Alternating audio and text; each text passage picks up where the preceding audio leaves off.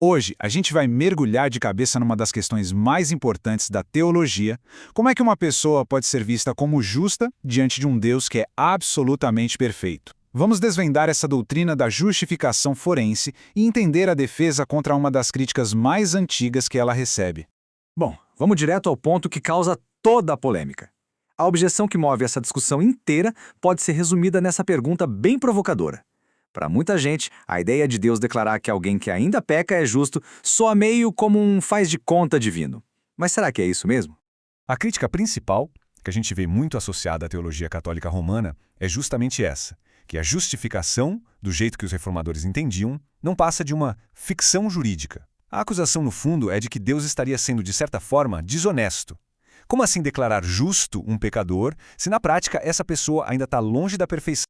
E aqui está o pulo do gato da defesa. A resposta para essa crítica toda passa por uma distinção que é fundamental, mas que muitas vezes é deixada de lado. A enorme diferença que existe entre um status legal, como num tribunal, e um estado moral, que é a nossa condição interna. São duas coisas bem diferentes.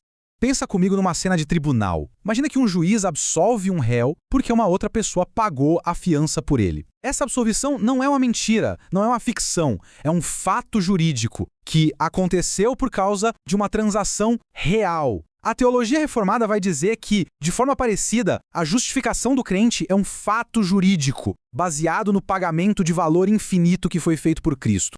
Então vamos detalhar um pouco mais essa distinção porque ela é a chave para resolver esse quebra-cabeça. De um lado a gente tem o nosso status, a nossa posição legal diante de Deus. E do outro, o nosso estado, que é a nossa condição moral, espiritual, no nosso dia a dia. Olha só o contraste. A justificação é um ato único, instantâneo.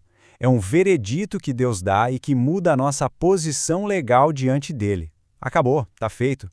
Já a santificação, essa é um processo. Dura a vida inteira e vai transformando a nossa condição por dentro. Uma coisa, a justificação, é perfeita e completa em Cristo desde o primeiro momento.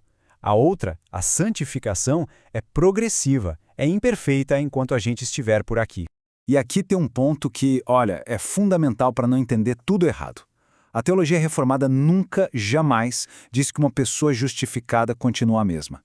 No exato momento em que alguém é declarado justo, a justificação, essa pessoa também nasce de novo, a regeneração, e aí começa o processo de santificação. São duas coisas diferentes, sim, mas que acontecem juntas e não dá para separar. Certo. Mas como essa declaração legal acontece? Qual é a engenharia por trás disso? A resposta está numa palavra meio técnica da teologia, chamada imputação. Vamos ver como é que ela funciona. Imputar é uma palavra que vem do mundo financeiro, contábil. Significa, de forma bem simples, creditar algo na conta de outra pessoa. Quando a gente fala de justificação, significa que a justiça perfeita de Cristo não é colocada dentro de nós como uma transfusão, mas ela é legalmente creditada na nossa conta. E isso acontece por meio de uma transação de mão dupla, que a gente chama de a grande troca divina. Primeiro, os nossos pecados são legalmente transferidos, ou seja, creditados, para a conta de Cristo lá na cruz. Segundo, a justiça perfeita de Cristo é creditada na nossa conta. É uma troca completa. A dívida dele vem para mim, o crédito dele vem para mim. Perfeito. Tá, mas de onde vem essa ideia toda? Não é uma invenção de algum filósofo, não. A doutrina da imputação tem raízes muito firmes em vários textos da Bíblia. Vamos dar uma olhada em alguns que são chave. Esse versículo aqui é um soco no estômago do argumento contrário. Presta atenção, ele diz que Deus justifica o ímpio, não o bom, não aquele que já se tornou justo. Se a pessoa precisasse primeiro se transformar moralmente, esse texto não faria o menor sentido. A justificação é declarada sobre o pecador que crê. E aqui, aqui a gente tem a grande troca descrita de um jeito claríssimo. Cristo, que nunca pecou, foi tratado como se fosse um pecador no nosso lugar, para que nós, que somos pecadores, pudéssemos ser tratados como se fôssemos justos diante de Deus. É a dupla imputação resumida numa frase. Certo, já passamos pela parte mais técnica da teologia. Mas, no fim do dia, por que isso tudo importa? Por que gastar tanto tempo discutindo status legal, imputação?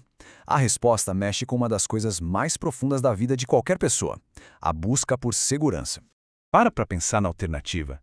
Se a nossa aceitação por Deus dependesse do nosso nível de santidade, de quão bons nós somos, como alguém poderia ter certeza de que está salvo? A nossa bondade é sempre cheia de falhas. A paz com Deus seria uma busca sem fim, porque a gente nunca saberia se já fez o suficiente.